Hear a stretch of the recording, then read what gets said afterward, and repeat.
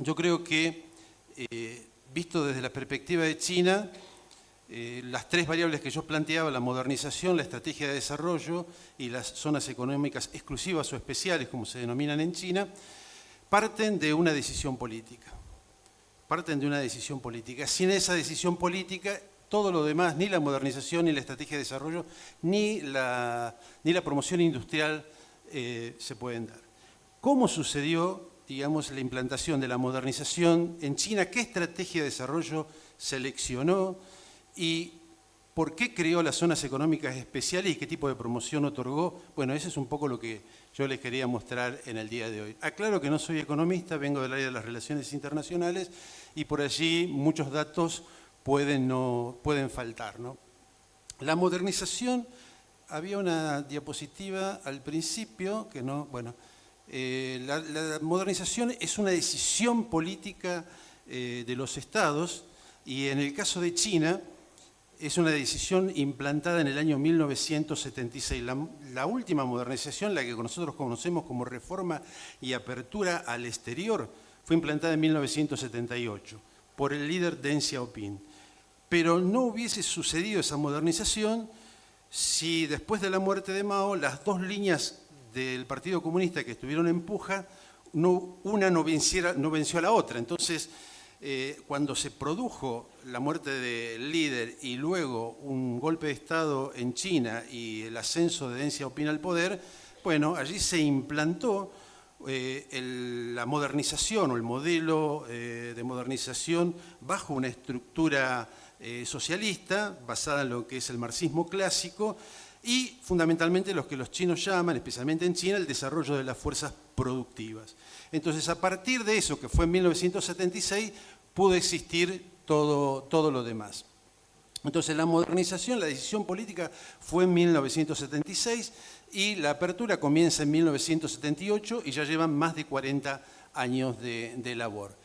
En el caso de la modernización y en la búsqueda de cuáles son los factores o las fuerzas profundas del desarrollo de las naciones, yo acabo de venir de Shanghái, estuve 2 meses y medio en el Instituto de Desarrollo de Futan. Ellos tienen un proyecto muy importante que es el desarrollo de las naciones.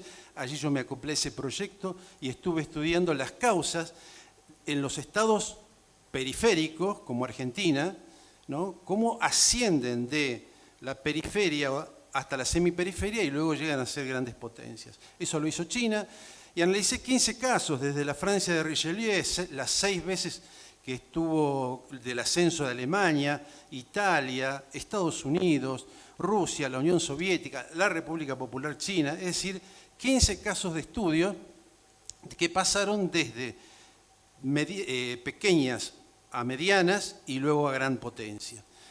En el caso de China hoy, lo que ellos están estudiando es diferente a lo que nosotros estamos estudiando, porque para que la Argentina crezca nosotros tenemos muchos casos históricos para analizar, pero ellos que ya son gran potencia, se modernizaron, tienen que hacer una segunda modernización y el problema es que en ese caso hay muy pocas experiencias históricas. Le pasa a China, le pasa a Estados Unidos, le pasa a Alemania. Algunos dicen que hay que hacer esa segunda modernización, pero esa segunda modernización requiere la innovación.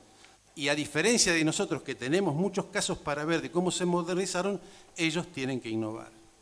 Entonces, hay un montón de variables. Fíjense ustedes que hay, bueno, había 36 fuerzas profundas y de esas 36 fuerzas profundas hay varias que tienen que ver con la economía, por ejemplo, la modernización, y cuando hablamos de modernización estamos hablando de industrialización, y después de la selección del modelo productivo, qué tipo de modelo productivo. Y cuando hablamos de eso y buscamos en la historia, en estos 15 casos, qué paradoja, el libre comercio no me aparece en la fase de ascenso de ninguno de estos 15 casos. Todos los casos fueron proteccionistas hasta llegar a un nivel, como el caso de Gran Bretaña en el siglo XVIII, o la China actual, o Estados Unidos, con los llamados 14 puntos de Wilson, donde ahí plantea el libre comercio y también plantea la libre navegación. Bueno, llegado a una etapa de alto crecimiento, ahí recién, o que tienen preponderancia en el orden internacional, allí comienzan a hablar de libre comercio y de libre navegación. Por eso China hoy predica, digamos, el libre comercio y la libre navegación. Bien, dicho esto de la modernización, fíjense ustedes que la modernización para China tampoco ha sido fácil. Todo esto es un listado de momentos en que los chinos intentaron modernizarse y fracasaron. El último intento voluntario, exitoso, es el que viene desde el año 78 hasta nuestros días. Bueno, esta era la diapositiva que yo quería mostrarles porque aquí aparece el líder, el enfrentamiento con la banda de los cuatro y la imposición en 1976 de una línea dentro del Partido Comunista sobre otra línea que implanta un proyecto político diferente al que venía siendo implantado hasta 1976. Bien, la modernización en China tiene varias facetas que son muy importantes, ¿no? Ahí yo les remarqué que obviamente implica la industrialización, es la clave de la modernización china y del modelo estratégico chino. Pero obviamente hay un paso muy grande de lo que es la economía estatal al mercado y del plan también a la privatización, ¿no?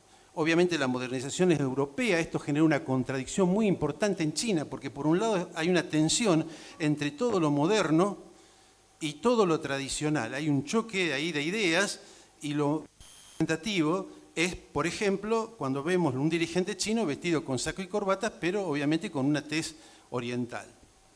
Obviamente, digamos, plantea unas sociedades dualistas y algunos autores, con cierto acierto, plantean que el camino chino que viene siguiendo ya desde largo dato, casi prácticamente un siglo, es el camino hacia una sociedad civil como tendencia histórica, es decir, el fortalecimiento de la sociedad civil, lo que diríamos aquí, el mercado o las relaciones sociales privadas, ¿no? La estrategia de desarrollo, bueno, hay varios puntos centrales, ¿no? Obviamente, los chinos, ¿qué hicieron? ¿Algo nuevo? No. Entendieron el capitalismo, se integraron al capitalismo, ¿no? Con un modelo productivo exportador, con un proceso gradual y controlado, con políticas malthusianas, es decir, primero con el control de la natalidad y ahora estimulando, digamos, digamos que los jóvenes tengan hijos, porque evidentemente hay tasas negativas. También primero importando capitales, ¿no? Porque no tenían capitales y ahora exportando capitales, es decir, pasaron de la importación a la exportación, una integración idiomática y cultural muy fuerte, la integración territorial y las zonas económicas especiales tienen mucho que ver, y obviamente, por último, digamos, son las creaciones de zonas económicas especiales, zonas de desarrollo, zonas francas, zonas de libre comercio, distintas maneras de entender. Esto es lo que hicieron los chinos, entendieron el capitalismo.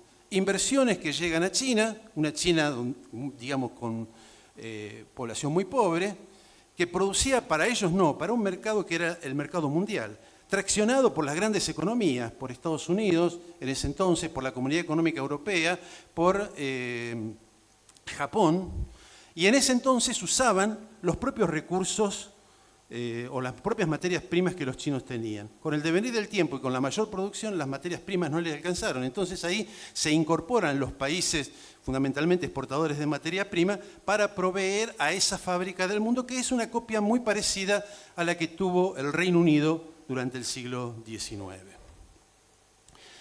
¿Qué pasa con las zonas económicas especiales? Fíjense, esta es la división política de China. Lo que ustedes ven en gris son las 23 provincias de China.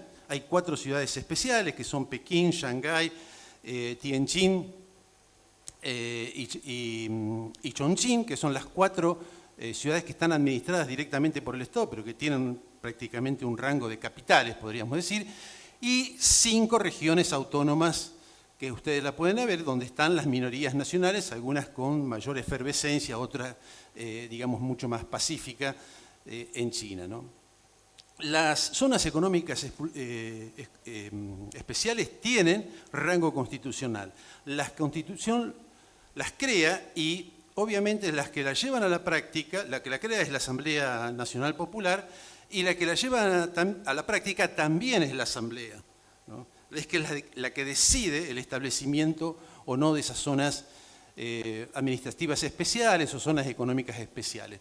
Las 2 principales, ustedes las pueden ver en este mapa, antes de que Hong Kong y Macao pasasen a China, luego del dominio colonial británico y portugués, bueno, crearon en el 90 y en el 93 dos regiones administrativas especiales de la de Hong Kong y la de Macao. Presten atención a estas dos ciudades, la ciudad de Zhuhai, que ustedes pueden ver al lado de Macao, y la ciudad de Shenzhen, que está al norte de Hong Kong.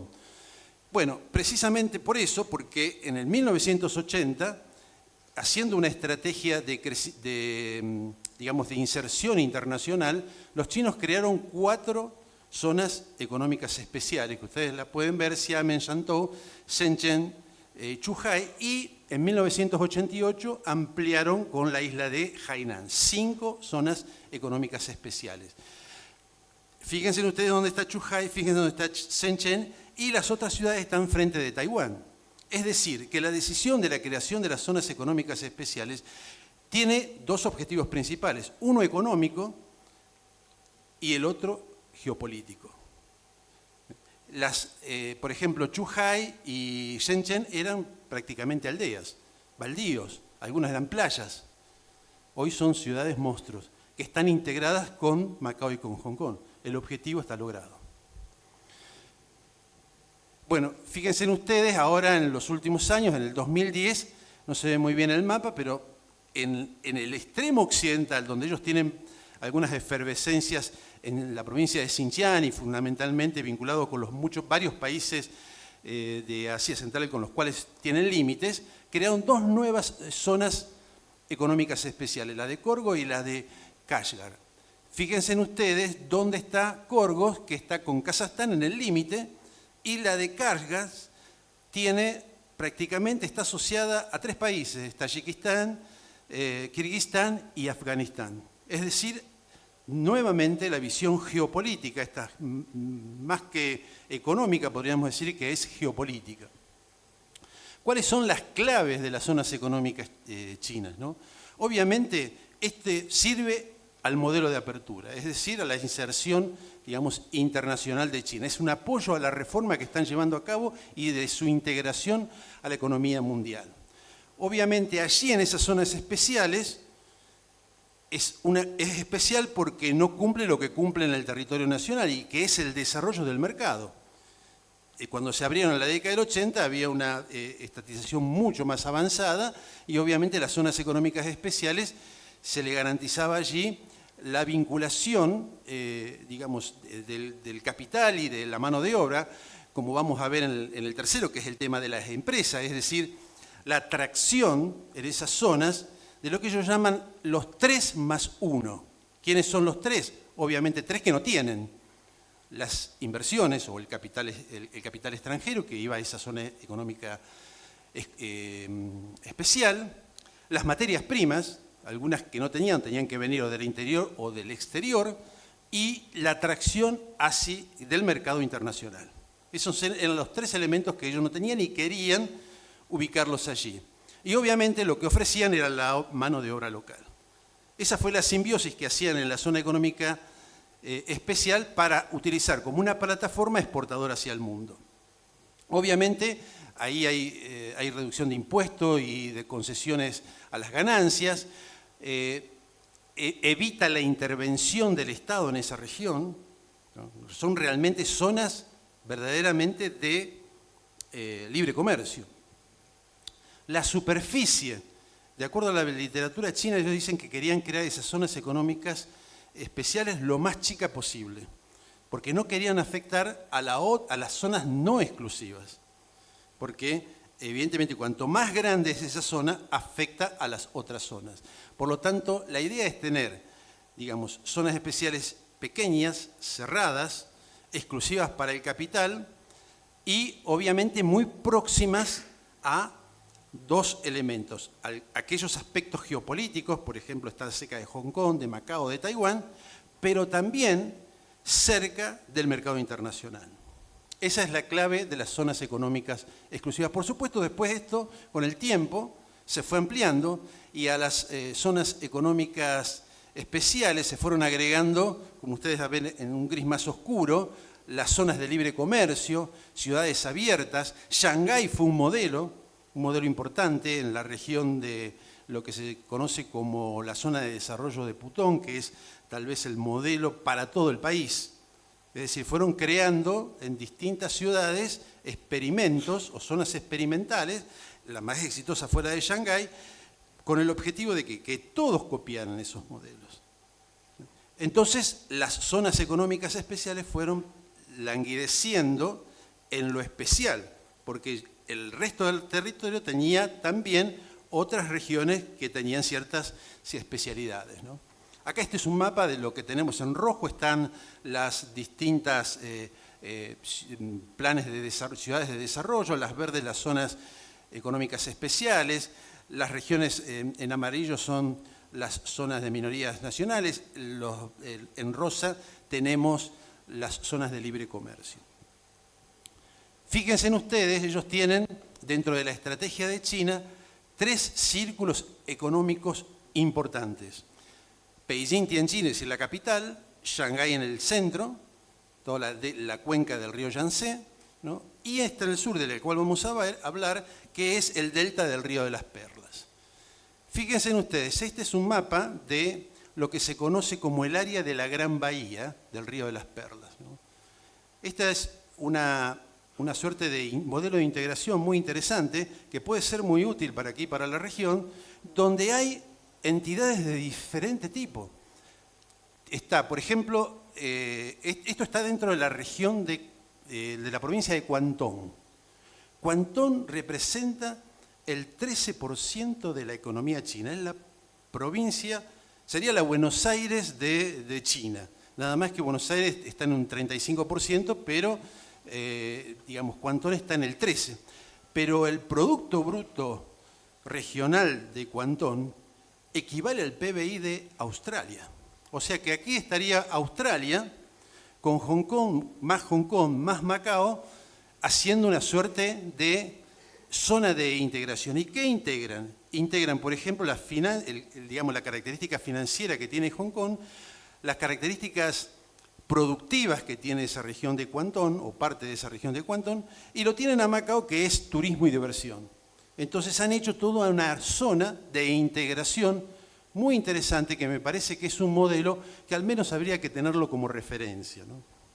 Bien, están las zonas económicas especiales, digamos, obviamente hay políticas preferenciales, pero en China surgen algunos problemas.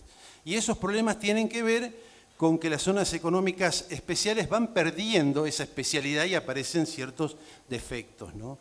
El cambio del Estado al mercado requiere ajustar también algunas preferencias, le fueron ajustando, fueron disminuyendo algunos beneficios. Hubo un cambio diferente, hubo un cambio sobre el tratamiento al capital. Antes tenía preponderancia, ahora tiene un trato nacional. La idea de universalización, de llevar lo que es todo lo que goza una zona económica exclusiva a que todo el país obtenga esa misma. ¿Pero por qué se da eso? Por el éxito que ha tenido esas zonas económicas especiales. Y ahora, fíjense ustedes, que se están expandiendo hacia el oeste ante el desafío proveniente de Estados Unidos, ¿no? Es decir, tratando de darle al capital chino la posibilidad de invertir en esa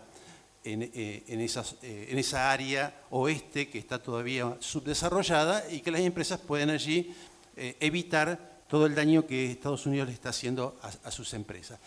Para finalizar, la promoción industrial es una herramienta del gobierno que favoreció el desarrollo y la integración nacional. Es decir, eso tiene que quedar en claro. Es decir, los chinos no solamente lo pensaron desde el punto de vista del desarrollo, sino también de la integración regional y también el tema de la geopolítica, porque ha sido un factor importante para la creación de esas zonas económicas exclusivas. Ellos lo que están sugiriendo ahora es que esas zonas económicas especiales empiecen a aprovechar las condiciones locales para avanzar en esa integración. Por ejemplo, la ubicación, es decir, todo el tema ambiental, lo institucional, es decir, yo estuve escuchando aquí, tomar la decisión y avanzar en una decisión propia del modelo de desarrollo y obviamente aprovechar la conexión internacional, porque fueron creados para exportar, digamos, hacia el exterior. También aclarar la ideología de la zona económica especial. ¿Cuál es el objetivo del desarrollo? ¿Qué es lo que se quiere desarrollar? ¿No? Y obviamente los chinos esto lo proponen, pero cuidado, sin cambios bruscos, gradual. No quieren, digamos, alteraciones, digamos, de brusco, digamos, de algo introspectivo, ¿no? El rol de la migración es clave.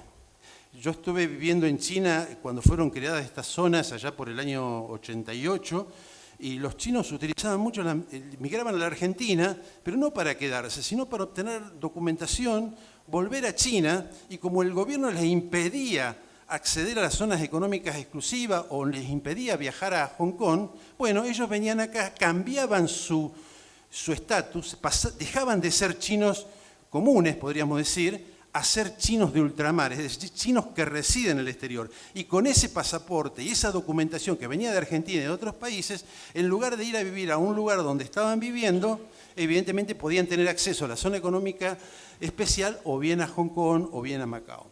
Entonces, la migración con el atractivo económico, con el atractivo de la calidad de vida, creo que es una herramienta fundamental y los chinos lo han utilizado muy bien. Por último, tanto esta zona económica exclusiva como las chinas, si tienen éxito, van a ser cuestionadas. Si les sale mal, también van a ser cuestionadas. Así que el cuestionamiento puede llegar a ser dual. Así que no se preocupen por los cuestionamientos, hay que buscar la forma y la manera de poder hacer un modelo de integrativo propio de la región. Muchas gracias.